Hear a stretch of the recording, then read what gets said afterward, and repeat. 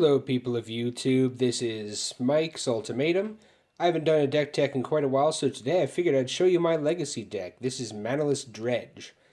Now basically the object of the game here, what the deck wants to do is dump as many cards into the graveyard as fast as possible, and either swing for a lot of damage or combo for the win.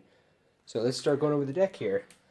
The first creature is Chancellor of the Annex. It's a 3-of. You can reveal it from your opening hand to counter the first spell your opponent plays in the game unless its controller pays 1 mana. Now this is mostly in here to get rid of things like Deathrite Shaman on the first turn. You do not want your opponent to play a first turn Deathrite Shaman. That gets rid of your card. Not a good thing. Now the second, Shambling Shell. That's just there for Dredge 3. Golgari Thug, there for the Dredge 4. Stinkweed Imp, 4-of also, there for Dredge 5. Golgari Grave-Troll, we will show that later as part of the combo. That's Dredge 6, so that's the best Dredge card. This is pretty much a Dredge card, 4-of Phantasmagorian. You can, if he's in your graveyard, you can discard 3 cards to put him back into your hand, so really useful. Balustrade Spy and Flayer of the Hatebound are part of the combo. I'll explain that at the end. Over here we have free creatures. Narcomoeba, when it goes from your deck to your graveyard, you get it into play for free. Ichorid, if it's in your graveyard during the beginning of your upkeep, you just have to remove a black creature, which we have lots of, tons of black creatures, and put that into play. It has haste, and you sack it at the end of your end step. Or the beginning of your end step. Nether Shadow, again, if you have it in your graveyard, and if there are 3 or more creature cards above it in your graveyard, remember in Legacy you're not allowed to change the order of your graveyard, you can put that directly into play during your upkeep. Reach from below. This is the real key of the deck. Whenever a creature is put into your graveyard from play, you can put a 2/2 zombie token into play. But if a creature is put into your opponent's graveyard from play, you have to exile all copies of this card from your graveyard. So you don't want any creatures going to your opponent's graveyard. Kind of counterintuitive, given you usually want your opponent's creatures dead in Magic, but you don't want them dead with this deck. A Dread Return. That's a reanimation spell. Basically, we don't have any mana in the deck. It is Manaless Dredge, so we cast it for the flashback cost. Flashback is sacrifice 3 creatures. So remember all of those free creatures we get? And we get free zombie tokens from the bridge from below off of those free creatures when they get sacrificed. We sacrifice those free creatures, zombie tokens, whatever, to Dread Return to reanimate creatures. Cabal Therapy, 4-of again. The only cards that aren't 4-ofs in this deck are Chancellor of the Annex, which is a 3-of, and Flayer the Hatebound, which is a 1-of. Cabal Therapy, I can sacrifice 1 of my creatures, so either one of the free creatures or a zombie token, to play it from the graveyard. And what it does is you name a card, and your opponent reveals their hand. If they have that card in their hand, then they discard it. This is useful for getting rid of any counter spells your opponents may have. Mostly with this card, you're going to be getting rid of Force of Wills, Dazes, and Flusterstorms. Mostly Force of Wills and Dazes, though. Next, we have Street Wraith. Street Wraith and Gitaxian Probe are cantrips. We can draw cards with those, and since Dredge is a replacement effect, instead of drawing with these 2 cards, you can dredge. So, basically, let's say you have a Golgari Grave-Troll in the graveyard, and you cycle a Street Wraith or play a Gitaxian Probe. Instead of drawing, you can dredge that Grave-Troll, getting even more cards in your graveyard. So what we want to do with this deck, basically, is turn 1, we draw a hand, and we pass. You always want to go on the draw. You want your opponent to play first. That's important, because that gives you an extra turn to do things. So when you play second, you draw your card, and then you pass. That means you discard a card. Preferably, you want to discard either Phantasmagorian or Golgari Grave-Troll. Now, on your next, on your next turn, you can use your draw step to draw the Grave-Troll, or during your opponent's end step, you can pitch cards out of your hand to return Phantasmagorian to your hand, and therefore get all of the cards in your hand to your graveyard, all that you want anyway.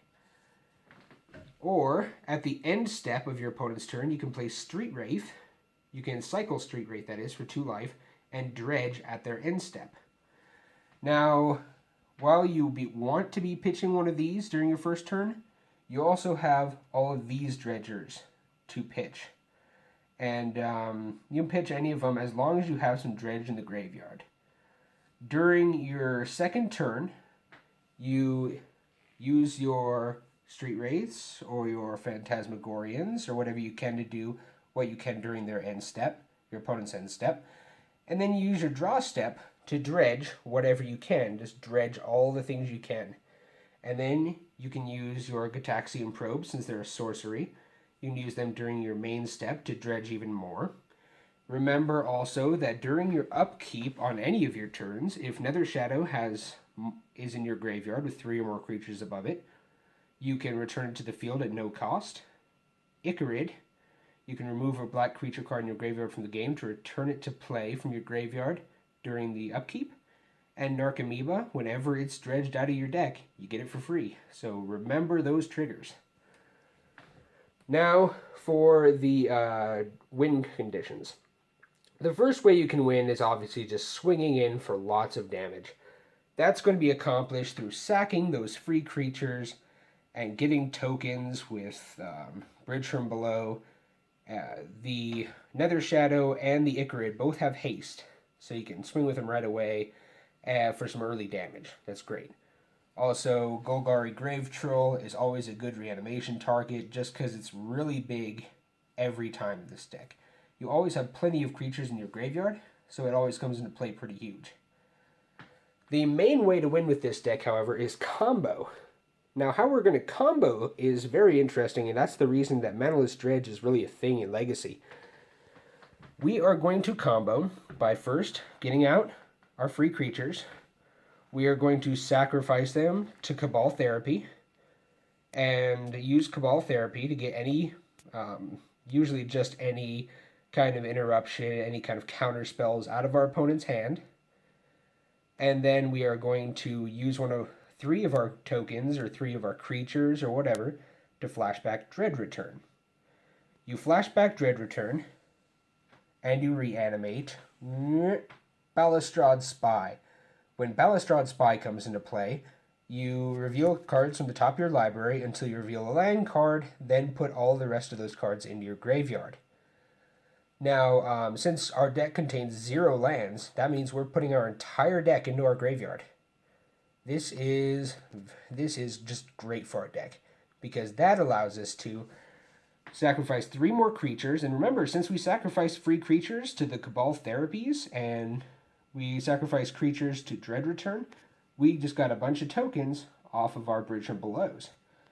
So we sacrifice either more creatures, more Narcomoebas that come into play from milling our whole deck, or we sacrifice free creatures or tokens, to then reanimate Flayer of the Hatebound.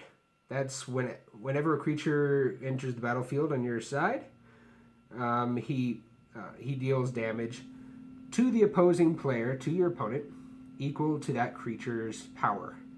So when he comes into play, he automatically deals 4 damage to our opponent. And then we use a 3rd Dread Return, and yes, from all of these Bridge from Belows in your graveyard, you're going to have enough tokens to do all this.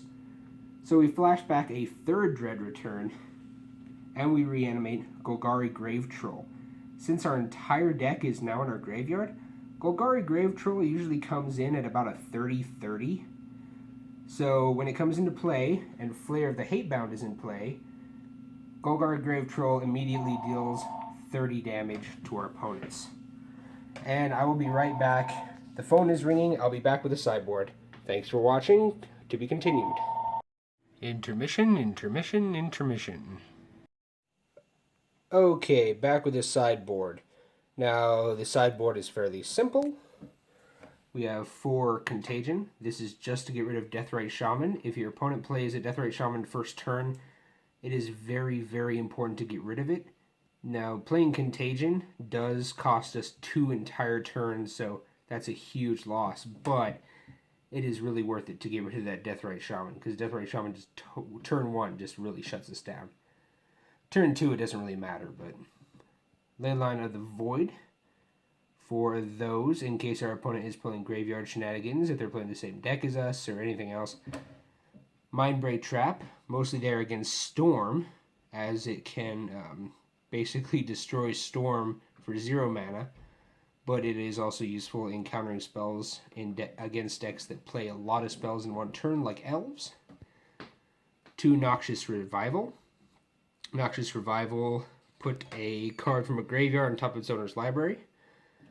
Now that works in 2 ways. We can either put a card on top of our library, like Narcomoeba, to get it back into play, to have more stuff to sack. Or if they target a card with Deathrite Shaman, say they play turn 1 Deathrite Shaman and we get Noxious Revival in our hand, not a Contagion. We can actually still survive because we can play Noxious Revival and take out of our graveyard whatever they're targeting. So just put it back on top of the deck real quick. And Serra Avatar. Oh, and I should mention, the Noxious Revival can also put an opponent's fetch land on top of their deck and make them draw another land. So you can make them lose a turn as well, basically. Serra Avatar. This is a very, very important card to have in the sideboard in Legacy because of show and tell decks. Now there are 2 things you can do here. Preferably though, you can if they manage to like turn 2 play their show and tell, you can play Serra Avatar, at which point you have 20 life, so Serra Avatar is a 20/20, and as long as they don't put down Emrakul or something with flying, then you can just swing in with Serra Avatar and win. But what you really want to do is put Serra Avatar into your deck from your sideboard, and then if they play show and tell, hopefully you don't have her in your hand, they play show and tell, you put a Balustrade Spy into play from your hand. That mills your entire deck. Serra Avatar, since it was put into your graveyard from your deck, goes back to your deck. So they pass the turn. You draw Serra Avatar, so you don't lose from drawing cards. And then you combo out and win the game. So great thing. And there's the sideboard. If you have any questions about the deck, feel free to leave them in the comments, and I will answer them as soon as I can. Thanks for watching. Have a great day.